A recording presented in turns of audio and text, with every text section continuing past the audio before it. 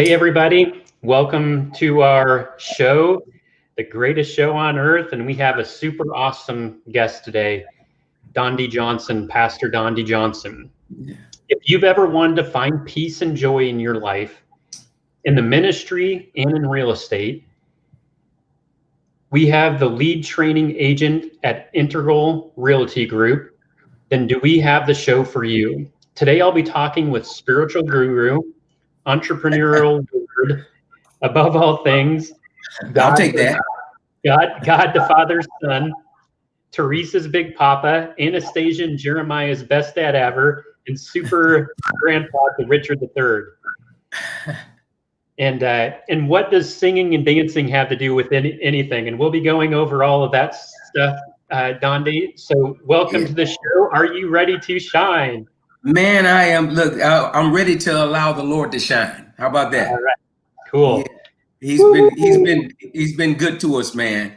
He has been good to us. Look, we got a battlefield, but we're dancing on the battlefield. All right. All right. Well, tell me about that to start out with. How did you become a pastor? What was your process, and for you personally to say, did you wake up one day and like, hey, I'm going to be a pastor? Or how does this all come about to be a pastor and then to have a ministry of what I think I heard in previous conversations with you? You guys have a church of 150 or so people. So how does that all come about? Well, yeah, it's I guess I wouldn't say it just comes about. It's in its origin, I called it an affliction. It felt like an affliction, man. It felt like God was punishing me. I started thinking about, okay, what had I done in my past that was so bad that He would make me a pastor? Okay. Just honestly, that was the origin. That's what it felt like. It felt like God was saying, I'm going to pay you back for this horrible life that you had, in the past. And then over time, I started seeing it as an honor that God trusted me. And He trusted me with His people. He trusted me with giving a fair and balanced look at what it is to be able to live for God and to not have wealth be a bondage, to be able to live free in Christ and still be able to live comfortably and have things, but not have things have you. And so as far as pastoring, man, it's been almost 30 years of ministry. This coming July, this has been 30 years. Coming next year will be 31 years of ministry. And it's coming up on 19 years of full-time pastoring. It just, I wouldn't say it happened. I just love God. I love the Lord at an early age, and I love people. People are still my motivation for doing everything that I do, man, from real estate to travel business to what we're doing now, man. It's because I'm on with you because I found out I love Ryan Shea. I discovered a brother in another room in the same Father's house. And so we were always been in the Father's house. We were just in different rooms until we came together. So it is my honor to be with you today, man. But I don't have as much time as I need to share, but just quickly, 30 years ago, I joined the Air Force because I wanted to be married. And my parents decided, okay, you can get married at 20 years old, but we're not helping because we think you're wrong by getting married so young. And grew up in a real estate family. And so I decided to join the United States Air Force, and they shipped me off to California. But I met the woman of my dreams, and who's still my baby mama, as some would say. But she's been my wife for 33, coming up on 34 years. She has been my best possible friend that I can have other than Christ. And we met all those years ago. And when she was 17, right? She was 17, man.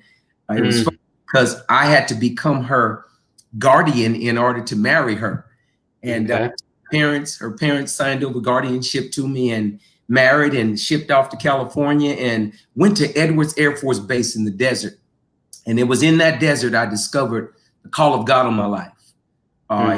Growing up, I knew business was who we were as a people. My brother Sean and I, we do this real estate thing together. He is actually my broker. And so we work together in real estate. And so it was, as a young man, watching my great-grandfather, grandfather, and dad do real estate, I kind of knew I was going to have to do that eventually. Didn't want to, just like pastoring.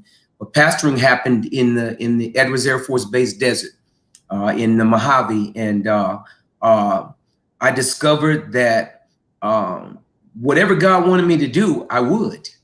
I discovered his acceptance and his love for me, no matter what I had done in my past, that there was a real God out there, and he had a real son who really loved me.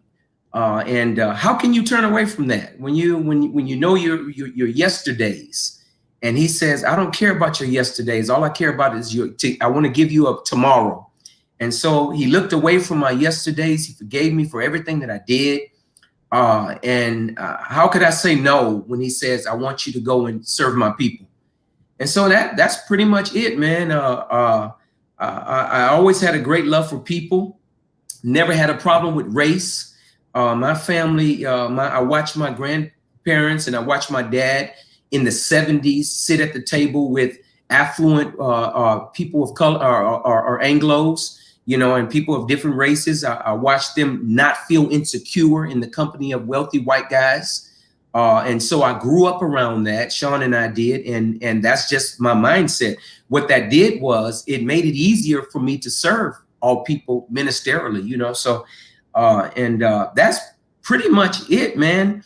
After a while, after serving people, you know, after pastoring for a while, I discovered this. I discovered that contrary to what I had heard in my youth, meaning a lot of pastors want you to think that poor and humble are the same thing. They are absolutely not the same thing. Poor is just poor, you know, and I discovered I can do a whole lot more for the kingdom with more resources. And so I discovered that you need money in order to affect the kingdom. So what I love about the way God did me first, Ryan, is he gave me a strong love for him first. He gave me a strong love for serving his people. No matter what the people look like, no matter their socioeconomic advantages or disadvantages, I didn't care and still don't care. So he gave me a love for that, for service for people. Then he says, okay, you don't have enough resources to do what you need to do. And I remember, Ryan, and you step in because I'm a preacher, so I can talk. I remember about 15 years ago, bro. I remember about 15 years ago, I started asking God for more money, and I didn't have an answer to his question. So I would ask him for more money, and he would ask me why, and I didn't have an answer for why. And probably 10 years or so after, I started asking him, I came up with an answer, and it was the answer that he needed in order to put me positionally in a place to trust me with more wealth. We weren't suffering. We had enough resources. My kids went off to college and they did well, and my wife works and we do well financially, but it still wasn't enough to affect the kingdom like I want to affect the kingdom. And so I gave him an answer, Ryan, and I was in my prayer closet, and the answer was, Lord, with more, I can do more for your people. And that was the answer. That did it right there. And God said to me, that's what I've been waiting for. I've been waiting for you to say why. I've been waiting for you to, and I didn't even really know where the scripture was at the time, but then I remember Matthew 6:32 says, seek first the kingdom and his righteousness, and then all these things will be added. And so I got a revelation of that wow, Lord, you just wanted me. You always wanted me. I was a minister then. I was a pastor then. I said, wow, I didn't have an understanding of what wealth was. And I think that's the breakdown with a lot of people in the kingdom of God. They don't know the purpose of wealth. They don't know wealth is alive and well. They don't know money is fluid in its movement. They don't know that money even has a purpose. that we commanded to do, they don't know that money is commanded to do what we tell it to do. Most people work for money, and I believe that we have a destiny to make money work for us. And so I discovered the destiny that I had power to get wealth by the Spirit of God. And that's in Deuteronomy. That is God's power that works in me to obtain wealth. I just didn't know what it was for and why did I need more wealth. And when I came up with that answer to him, he says, okay. And that's when real estate opened up, when my spirit said, okay, I can do this thing. Because I knew that the church was not a place. As a pastor, I don't have a problem with a pastor being paid. I really don't. We work very, very hard. And we work very, very long. We don't have any days off, really. And our time schedule starts from here to here. And here to here is covenant-wise, it's unending. We have to make time, take time off, because we really don't have it. The people call all day and night. And so I don't have a problem with pastors being paid. I just think pastors should have what I call a hustle. And I think pastors, Paul said, you don't have to pay me. You should have taken care of me. But he says, don't worry about it. I have a hustle. Now, what he actually said is, I make tents. I do things with my hands. I have a job outside of what you're giving. And so that's what I believe. I believe with my whole heart that pastors should have something in their own hands that God has given us, is gifted us with a talent, with an ability, with a power, with a mindset to obtain a measure of wealth that is beyond what even the people can do. I believe that pastors have on the inside of them a gift, a talent that they haven't tapped into, because the church has spoiled pastors, given them everything, made them believe that it's their responsibility, when we should have enough resources to even help the people when they can't help us. And so that's my mission, Ryan, man. My mission is I want to be a very, very, very wealthy pastor. And I don't want the church to be able to say they did it. I want to be able to say all glory and honor goes to my Lord and my Savior, to my King, because my Father invited me into his house. And when he did, he gave me the wealth of the King. He made me an heir and a joint heir to everything that he has. And his wealth is unlimited, and a church's wealth is. My God's wealth is not limited, but a church's wealth is. So I want, through real estate, this is Sean and I's, this is my personal conviction. Through real estate, God has given me a channel into, or a conduit into his unlimited wealth, his unlimited power to be able to affect countries, not just America, to be able to go into third world countries and have the resources without having to take up donations from the church, to get it done. So meaning, if the church is limited in what they can do, my wife and I can still do it. If the church says we don't have this $100,000 to build this school or whatever it is we want to build in a third world country, then I can say to my wife, baby, they don't have it, so we have to do it. And man, that is in a nutshell, man. That is my ultimate dream. My ultimate dream, Ryan, is to be a spiritual philanthropist, to affect change in the lives of not just this country, because we've been blessed as a nation. And I think it's our responsibility as a people of God. I'm not talking about America as a whole, but as a people of God, we have the responsibility. We have the mandate to spread wealth, not to take care of people who are lazy and don't want to do anything for themselves, but to give a man a fish long enough to get him strong enough to fish for himself. I don't have a problem feeding a man till he's healthy. I don't have a problem allowing him to borrow my fishing pole and help giving him some worms until he's fit enough to do that himself. You know what I mean, man? Yeah. That's all good stuff. I think you're spot on there. There's so many good things. And what I really like you sharing there as well is that it first and foremost starts with God. All of the riches, all of that starts with that relationship with that higher power, God, Christ in your case, obviously. And it's a beautiful thing. And what you have done is you've meshed these two, real estate and God, together. And I like that idea about Paul. And I'm sure Paul obviously was of Christianity, the best probably, but he was probably an amazing tent maker as well. And because you don't do one without the other. You're not a good this and a not a good that. I believe, I mean, I think there's always ways for us to grow. And ultimately, it's that growth and expansion that helps us to be who we are, even though we may have challenges, as you shared that there was maybe some challenges early on in your life, and then we just really have opportunities, and everything in life is just an opportunity for us to grow and expand, no matter what it is. Amen. And even Jesus, he was a carpenter, right? I mean, probably so we all have these gifts, and so thank you for sharing your gift and your gift with us today.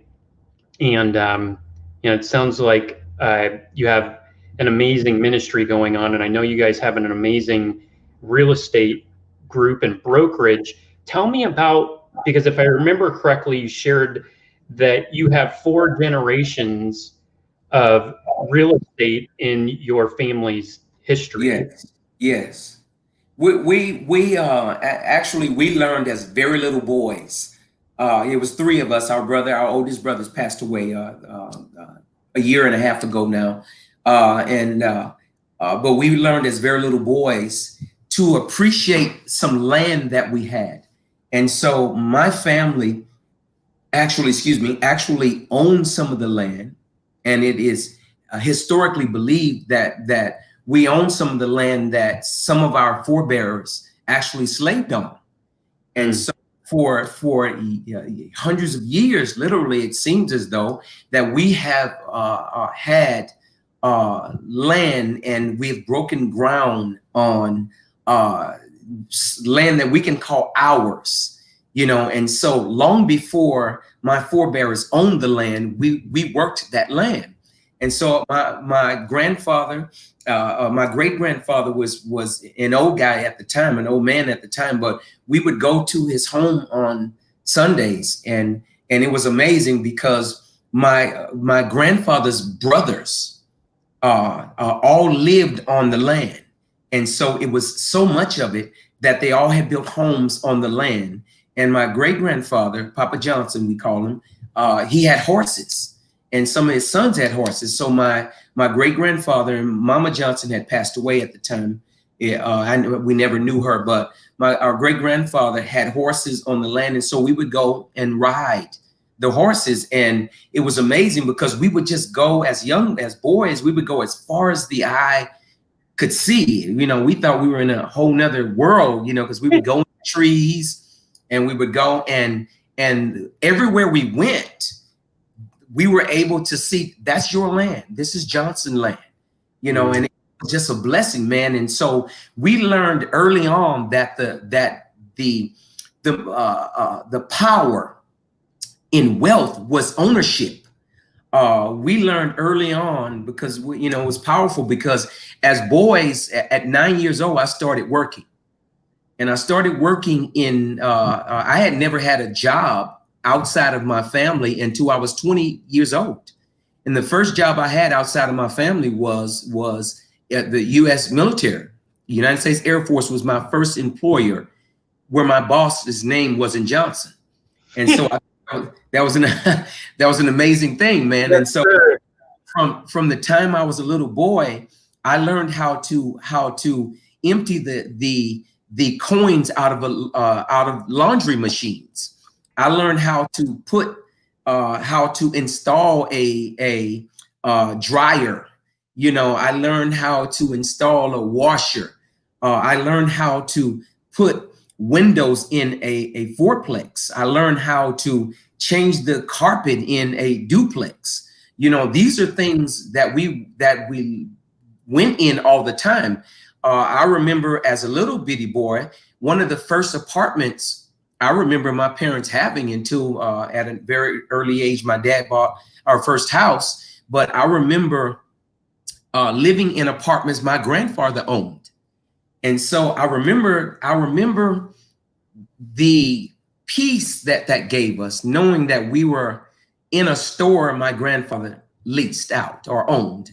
We were in a laundromat where our grandfather or dad leased or owned, and everywhere we went, it had Mac Johnson on it somewhere, which is my grandfather and my dad. Our dad is a junior, and so it had their name on it, and so that's really empowering.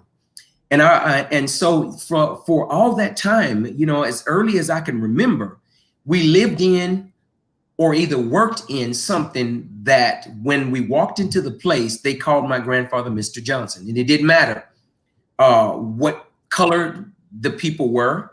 It didn't matter. They called him Mr. Johnson. And so what that did, you know, just, you know, it may be comical, but we felt like the Black Kings of Camelot, the princes of Camelot. You know, and that taught us that, yeah, there are some challenges, you know, with race issues, you know, and we would be lying if we said that wasn't true, but they cannot stop us. And so our great grandfather was 96 when he passed away. And he proved to us that no matter how big the challenges are, they can be overcome.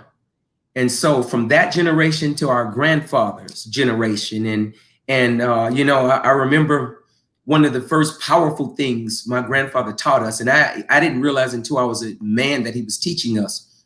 When I was about 8, he would take us into his laundromats. He had several wash interiors, they called them. And so he had several wash interiors, and we had to go in and empty the coins. So we had the little funny looking keys, and I was there every weekend emptying the coins. And so he paid us he paid us. And so what we got paid was what we could fit in our pockets in quarters. And so we would scoop and scoop and scoop, and we would put as many quarters as we could. He didn't let us put our socks, you know, but he would put as many quarters as we could. But this is where the lesson came in. It was powerful to me to date. And he had one of those coin spinning machines in one of the rooms at one of his houses. He had a few houses that he lived in. And so one of the houses that was in town, he had a coin spinning machine, and he taught us how to do the coins with the wrap the coins. And so we would take what we had in our pockets, and we would put in the spinner, and we would put in a quarter, and they would just come out. And so we would wrap the quarters, and then we would go to him, and however many rows that we had, that's what he paid us in ones. And so, you know, on average, it was 25, 30 bucks. But even then, he was getting us to work. And so that was something that he would have had to do, or somebody, one of his employees would have had to do, coin these things. And so he was teaching us the value of work. He was teaching us the value of having your own. And so I learned very early on that working for somebody was for the birds. You know, I could appreciate having a boss, but being my own boss having my only boss being, well, 2 bosses. I got one boss named Teresa Johnson, but the main boss is Christ. And so outside of serving those 2 bosses, I like working for me. And so real estate was just a natural fit for our family because it's what we had always done. It was the only thing I had always seen. I resisted it for years. I didn't want to do it. I said to myself early on, I'm a pastor. This is what I am. And the Lord said, you're right. And then halfway through it, I said to myself, well, I'm a Christian businessman. That's what I want to be. And the Lord says, yeah, you're right. You're going to do this first, but you're going to still do that. And what I had to learn, Ryan, before I shut my mouth, what I had to learn was this, that both things were in the will of God. There was the will of God that I do both things, that it was absolutely in the will of God that I be a pastor, but it was also absolutely in the will of God that I be a Christian businessman. And so it was absolutely in the will of God that I had my own and not fleece the church for what I needed. And so the home that we live in, the cars that we drive, the life that I enjoy, we need more, but we're good. And real estate is going to bring us to a place and is bringing us to a place of independent wealth that the church would never be able to do. I don't believe that we would ever be able to get to the place of wealth that real estate is going to be able to do. Why? Lastly, is if you think about it, Ryan, everything that has appreciative value comes from the land, man. Think about it. Gold, silver, plutonium, uranium, all these things, these natural resources that have value that appreciates constantly. It comes from the soil. Most wars are not fought for a house. They're not fought for a car. They're fought over land, you know. And so you got to think about it. Why does God want us to own? And why does the devil fight so hard to keep us from owning, you know, from possessing, from acquiring ourselves? Because there's so much value in the land, in real estate. And I just believe that real estate is a gift from God for me to bring my family to a place. And my grandson, I have a grandson now, he's 5 months old. He is my king. He's an awesome little man. Like any grandfather, I think he's the smartest grandson out there. But he is another reason why we do what we do. And I think real estate is the tool. And it is a tool that I can keep passing on. My daughter is getting ready to do it, though she's finishing her PhD. She says, Daddy, I got to add real estate to this. My son is going to do it, though he's finishing his MBA. Daddy, is something I'm going to do. And so I believe that for us, it is a legacy for us. You know, cool. It's part of our legacy. You know what I mean? Yeah, that's awesome. And you and I have a great opportunity to expand our legacy in that arena as well. And it's one thing that I would suggest to anyone listening, if there's anyone real estate or interested in real estate, get in touch with Dondi or I, and we can share the good news that has been shared with us by our good friend, Dr. Hank. And the cool thing is we have an amazing dude, isn't he? He's an amazing guy. And we have this cool little triangle that we've developed between us that's created this amazing opportunity. And one thing that you talked about, it made me think, and this is a quote that I have, it's from the Bible, and there, I think you sow what you reap goes along with this. And I believe that's what you've been sharing about, like you sow what you reap. And there's also a quote that says, ask and it shall be given to you, seek and you shall find, knock and the door will be opened unto you. For everyone that asketh receiveth, he that seeketh findeth, to him that knocketh it shall be opened. And what I do is I say that, and then I have another goal statement that I have created on the other side of this card. It says, my life is an experience of God's love, filled with abundance and miracles. And let me tell you something, you've shared some things here, and I believe this is true. It doesn't matter about anyone's color of the skin. Ultimately, if we stripped away our skin, we all have red blood, as far as I know. If you don't have red blood, we need to get you checked out. But we need to get you to a hospital or a church quick. Exactly. We need to get you to Dondi, get some healing going on. But seriously, I mean, we're all here and we all have the same opportunities. And what, to me, you said something very important, is that to be an entrepreneur, and I wasn't going to work for anyone else. And I can tell you, if anyone wants to have the freedom of life, ultimately, I believe that God has given us that opportunity to work for yourself and to go out and do that. There's just a lot of things that have been created and all this kind of nonsense that has been, oh, you got to go work in this particular type of field, or you got to grow, you got to go into corporate America, or you have to go and be in a car for an hour and drive downtown to this high-rise building and do this, that, and the other. And I can tell you,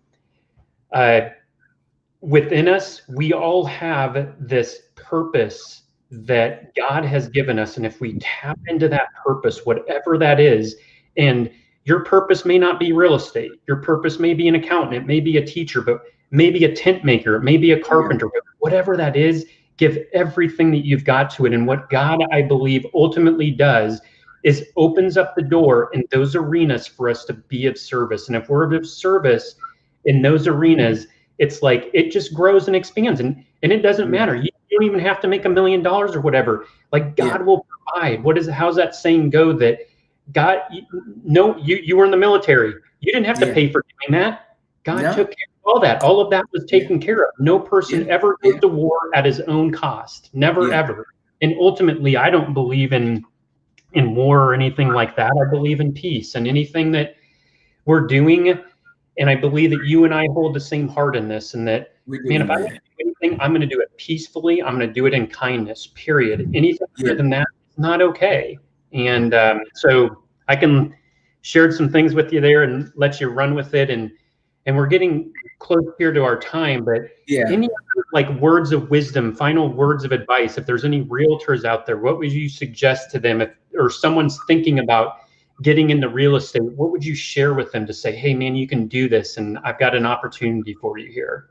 Yeah, I would just tell you, it's I think my thing was watching let's say my flaw, and it nearly became a fatal flaw, was to question my own ability or to question God's ability in me based off of my inability. Does that make sense? And so I looked at what I didn't think I could do well, and I forgot that it was God that was working on the inside of me. And I'm telling you, if you have a desire or a passion for something, passions and desires don't just come haphazardly. They are usually a seed on the inside of you. And a lot of times they're telling you, hey, look, this is there, and you don't see it and you haven't activated it. But if I challenge you today to what's the risk of activating that thing? What's the risk? Because we're only, the Bible says that we seed and water, but God brings the increase. And so there was a seed that was placed on the inside of me for real estate from generations ago. And my belief, my questions about what I was able to do, and I stopped questioning it, it began to water. And since I accepted the seed, started watering it with words of faith and positive words and decrees of belief about myself and declarations of belief, but saying I can do all things through Christ that strengthens me. I constantly say this is going to be an amazing day, you know, and I don't say that there is not a battlefield. I just say I'm dancing on the battlefield. There is a battlefield, and I have to work. So, man, if you are doubting your ability, let me just say this. If you would just be willing, God will be able. He didn't even need you to be able. Just trust in his ability. If you would just be willing. And so me personally, I just said, God, okay, if this is you, then make me the best realtor I could possibly be. Flood me with wisdom, and flood me with revelation, flood me with guidance, flood me, give us a tool, give us the pathway, and I came out of Daniel. In the book of Daniel, the king Nebuchadnezzar respected Daniel, but he said this, because Daniel had an excellent spirit. So Daniel was not just practicing, he was not just being a preacher. What the king had assigned him to do, his task, he pursued excellence with that. And so I know my main role is a preacher, but God made me a realtor as well. And so I pursue excellence. I said, Lord, just make me. So I'm asking, I'm just telling you my statement of faith to you is that you can do it. My statement of faith to you is that if you believe, you will do it. My statement of faith to you is all things are possible to them that believe. And so my statement of faith to you, stop believing or stop focusing on what you think you can do in and of yourself. You have help. Rye Guy is there. That's my new name for him. I just call him Rye Guy. So that's one of them for sure. Yeah. So Rye Guy is there for you. Whatever I can do, man, you can do it. You have everything on the inside of you already to do it. And so I just decree today that you activate that dormant power that's in you, that ability that's on you to do it. You can. So if you're hungering and thirsting for it, run to it, go after it. And I can promise you, before you get there, God is already there waiting for you to get what he has for you already. And that's it for me, man. I just believe. I said to our church yesterday, I said my statement, you know, because in Jewish faith, they had 100 different blessings that they spoke every day.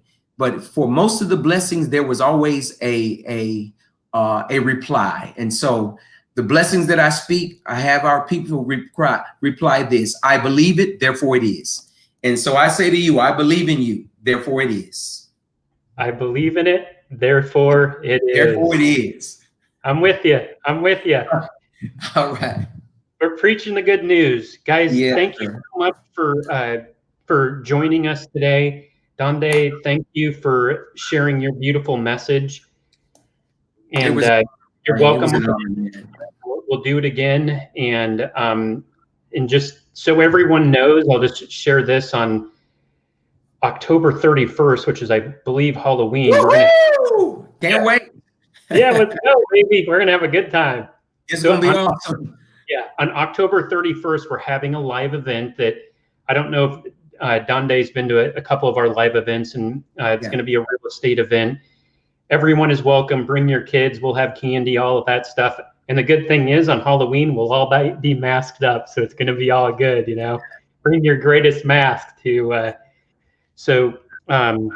If you want more information, reach out to Dondi and I, and we can get you more information. I love you, man. Thank you so much for coming on the show. I love you too, my brother. I love you too, man. Yep. God bless.